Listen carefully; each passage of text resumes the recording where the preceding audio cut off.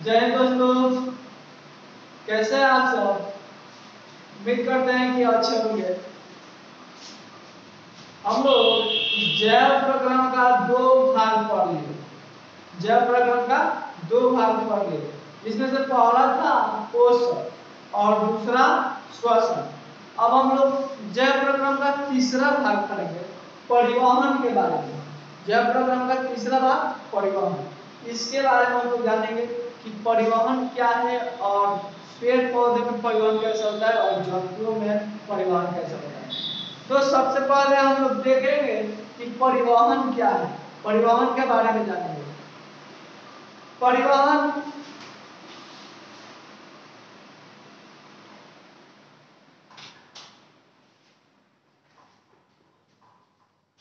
परिवहन परिवहन मीन्स होता है ना कि किसी वस्तु को अपने ऊपर रखकर ढोना।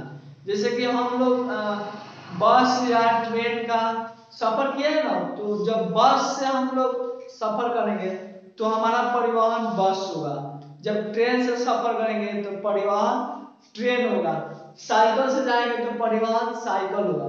तो परिवहन का मतलब कि एक जगह से दूसरे जगह किसी वस्तु को अपने ऊपर रख कर ले जाना। बचपन में हम लोग का परिवहन हमारे माता पिता होते थे। परिवहन मतलब कि एक जगह हम लोग उठा के गोदी और दूसरे जगह ले जाते थे। तो परिवहन मीन्स किसी वस्तु को अपने ऊपर रखकर एक जगह से दूसरे जगह ले जाना। तो ये परिवहन देखेंगे कि पौधे में कैसे होता है और जंतुओं में कैसे होता है। मतलब कि जंतुओं के और पेड़ पौधे के शरीर में खाद्य पदार्थ, उसके अलावा जल, खनिज लवण एक जगह से दूसरे जगह यानी विभिन्न भागों में जाता है, तो उसको कौन ढोता है। तो जो एक जगह से दूसरे जगह लेकर जाता है ना, उसी को हम लोग क्या कहेंगे, परिवहन कहेंगे। क्या कहेंगे, परिवहन। तो परिवहन का हुआ, तो जीवों के शरीर में उपयोगी पदार्थों को एक स्थान से दूसरे स्थान ले जाने की प्रक्रिया को ही परिवहन कहते हैं। जीवों के शरीर में उपयोगी पदार्थ को एक जगह से दूसरे जगह ले जाने की प्रक्रिया को ही परिवहन कहेंगे। लिख कर हम परिभाषा, जीवों के शरीर में उपयोगी पदार्थ को एक जगह से दूसरे जगह ले जाने की प्रक्रिया को परिवहन कहते हैं। तो दोस्तों, जीवों के शरीर में उपयोगी पदार्थ को एक जगह से दूसरे जगह ले जाने की प्रक्रिया को परिवहन कहते हैं। यहाँ पे सिर्फ उपयोगी पदार्थ नहीं होगा, उपयोगी और अनुपयोगी दोनों पदार्थ, उपयोगी और अनुपयोगी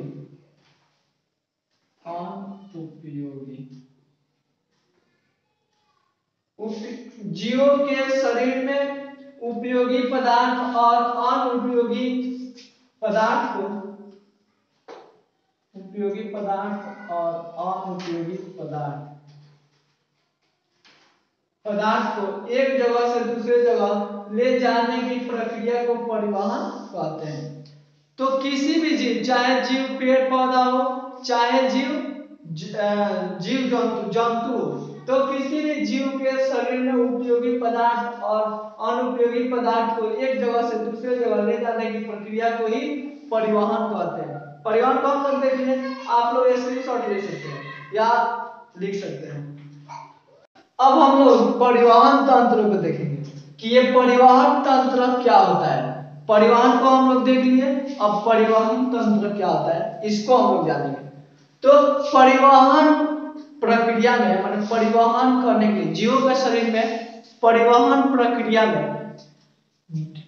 परिवहन प्रक्रिया के लिए उनके शरीर में विकसित तंत्र, ये जो परिवहन होता है ना, उस परिवहन प्रक्रिया के लिए जो जो विकसित तंत्र होते हैं उसी तंत्र को हम क्या कहेंगे, परिवहन तंत्र कहेंगे। तो जीवों के शरीर में, जीवों के शरीर में परिवहन प्रक्रिया के लिए, परिवहन प्रक्रिया के लिए, परिवहन प्रक्रिया के लिए जो जो जो जो विकसित तंत्र, जो जो विकसित तंत्र होते हैं उस तंत्र को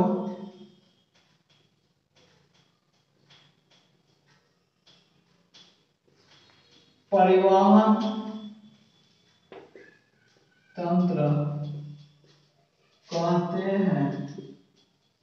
तो दोस्तों, जीवों के शरीर में परिवहन प्रक्रिया के लिए जो जो विकसित तंत्र होते हैं उस तंत्र को हम लोग क्या कहेंगे, परिवहन तंत्र कहेंगे। परिवहन तंत्र क्या है, तो परिवहन की क्रिया करने के लिए हमारे शरीर या पेड़ पौधे के शरीर में जो तंत्र विकसित होता है उस तंत्र को हम लोग क्या कहेंगे, परिवहन तंत्र कहेंगे। तो हमारा परिवहन तंत्र भी खत्म।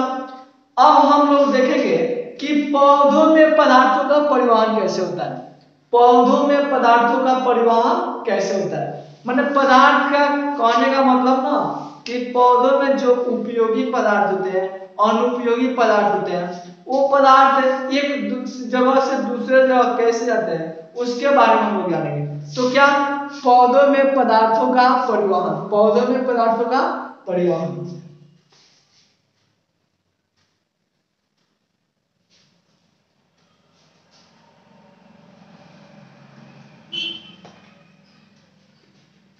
पौधों में पदार्थों का परिवहन, पौधों में पदार्थों का परिवहन कैसे होता है उसके बारे में हम जानेंगे। तो ना कुछ एक कोशिकीय पौधे होते हैं तथा कुछ सरल बहुकोशिकीय होते हैं। एक कोशिकीय पौधे तथा कुछ सरल बहुकोशिकीय पौधे, उसमें ना परिवहन क्रिया, जो पदार्थ का परिवहन होता है वो उसके शरीर सतह के विसरण प्रक्रिया ही द्वारा हो जाता है। जैसे कि एक कोशिकीय पौधा है क्लेमाइडोमोनास, एक कोशिकीय पौधा क्लेमाइडोमोनास,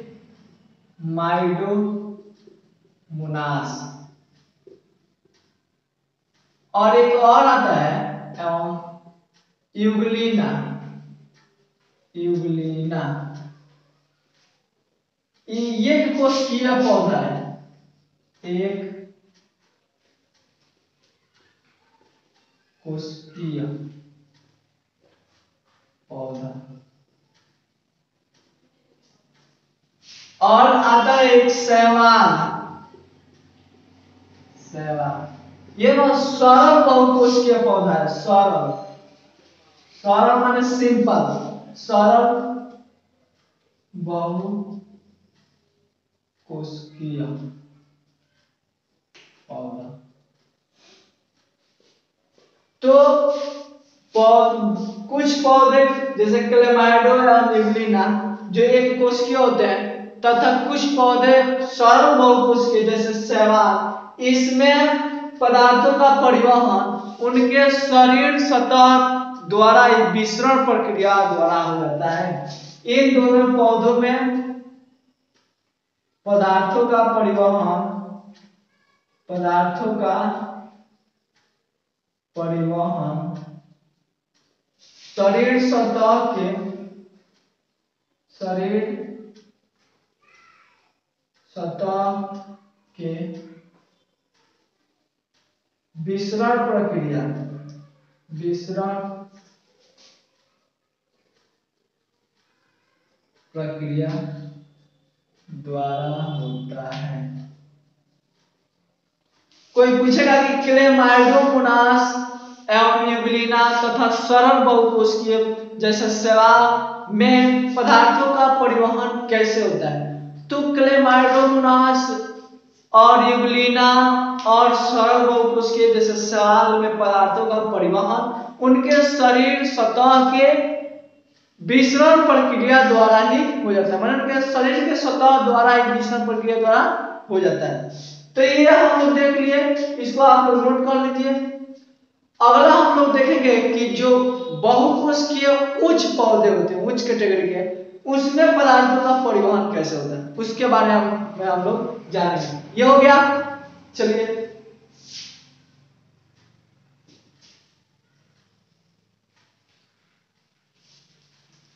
तो जो उच्च कैटेगरी के बहुकोशिकीय पौधे थे उनमें पदार्थों के परिवहन के लिए एक विकसित तंत्र होता है।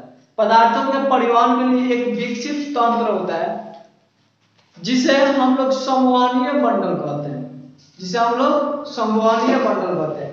इसमें पदार्थों के परिवहन के लिए दो तंत्र पाए जाते हैं। वो तंत्र एक जिसमें से पहला होता है जाइलम, पहला होता है जाइलम और दूसरा होता है फ्लोएम। पहला होता है जाइलम और दूसरा होता है फ्लोएम। तो पौधों में जो उच्च कैटेगरी के पौधे होते हैं बहुकोशिकीय, उनमें पदार्थों के परिवहन के लिए दो तंत्र विकसित होते हैं, जिसमें से पहला है जाइलम, दूसरा है फ्लोएम। जाइलम और फ्लोएम पौधे में पदार्थों को एक जगह से दूसरे जगह ले जाते हैं। अब हम लोग जानेंगे कि जाइलम कौन सा पदार्थ को ले जाता है और फ्लोएम कौन से पदार्थ को ले जाता है, इसके बारे। तो जाइलम क्या करता है कि पेड़ पौधे की जड़ों से जल को अवशोषित कर पेड़ पौधे की पत्तियों तक पहुंचाता है। जाइलम क्या करता है, पेड़ पौधों की जड़ों से जल और खनिज लवण को अवशोषित कर उनके पत्तियों तक पहुंचाता है। ठीक है, जाइलम को हम लोग देख लिए। अब फ्लोएम को देखेंगे। तो जब पत्तियां, पेड़ पौधे की पत्तियां प्रकाश संश्लेषण प्रक्रिया द्वारा भोजन का निर्माण कर लेती है, तो फ्लोएम क्या करता है ना कि उनके पत्तियों से भोजन को लेकर पेड़ पौधे के विभिन्न भागों तक पहुंचाने का काम करता है। भोजन को कौन पहुंचाता है, तो फ्लोएम। फ्लोएम क्या करता है कि पेड़ पौधे की पत्तियों से भोजन को लेकर पेड़ पौधे के विभिन्न भागों तक पहुंचाती है। हम लोग जानते हैं कि पेड़ पौधे के जिस पत्ती को प्रकाश नहीं मिलेगा वो भोजन का निर्माण नहीं करेगी।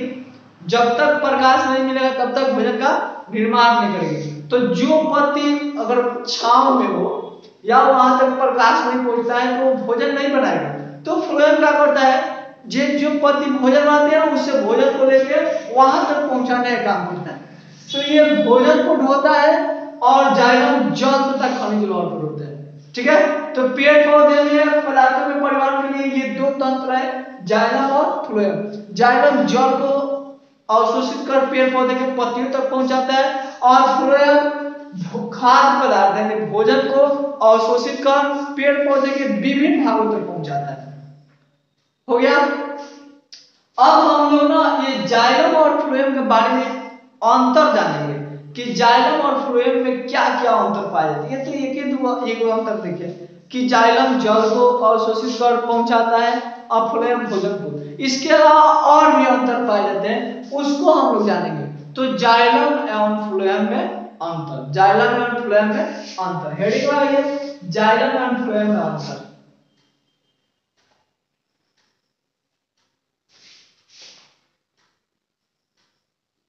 जाइलम और दूसरा फ्लोएम।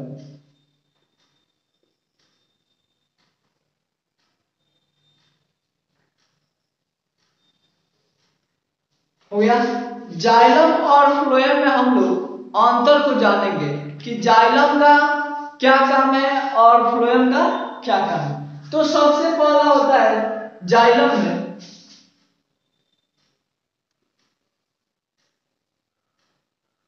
यह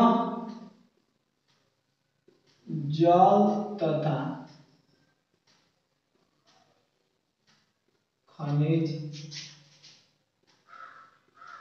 लवण को, यह जल तथा खनिज लवण को अवशोषित कर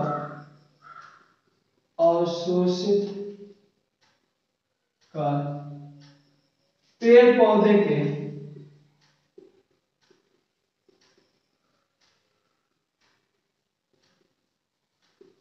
पत्तियों तक पहुंचाता है।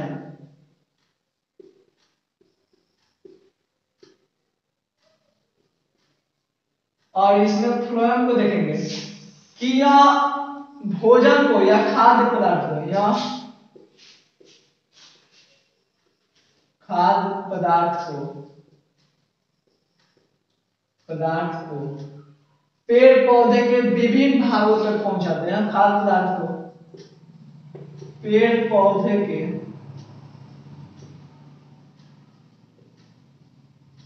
विभिन्न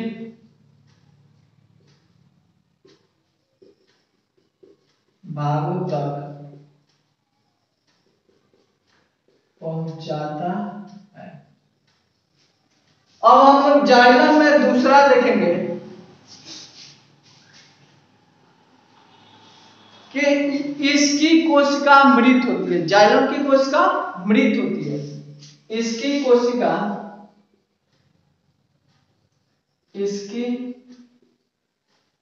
कोशिका मृत होती है।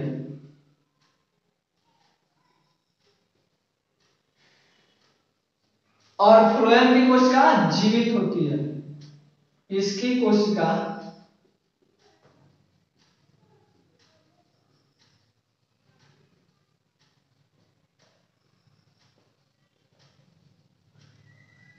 जीवित होती है। तीसरा हम लोग देखेंगे,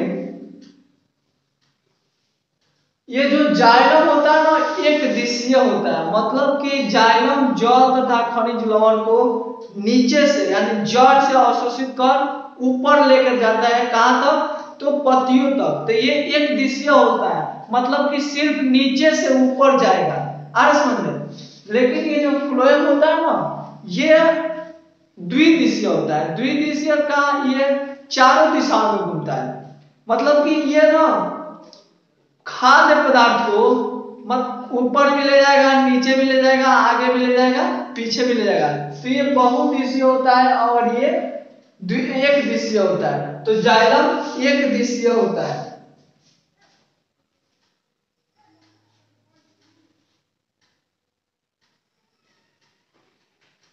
जाइलम एक दिशीय होता है। और ये देखेंगे 3 नंबर, फ्लोएम खाद्य पदार्थ को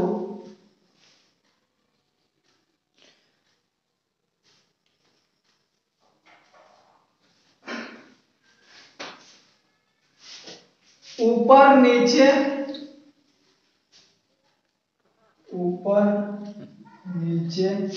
दाएं बाएं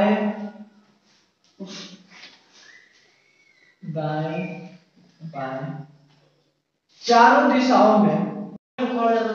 तो तीसरा था फ्लोएम खाद्य पदार्थों को ऊपर नीचे दाएं बाएं चारों दिशाओं में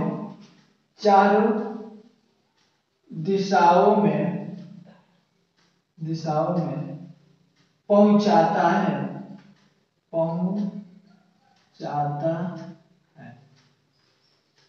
तो हम लोग देख लिए जाइलम और फ्लोएम अंतर। फिर से एक बार हम पढ़ ले रहे हैं कि जाइलम में यह जल तथा खनिज लवण को अवशोषित कर पेड़ पौधे के पत्तियों तक पहुंचाता है।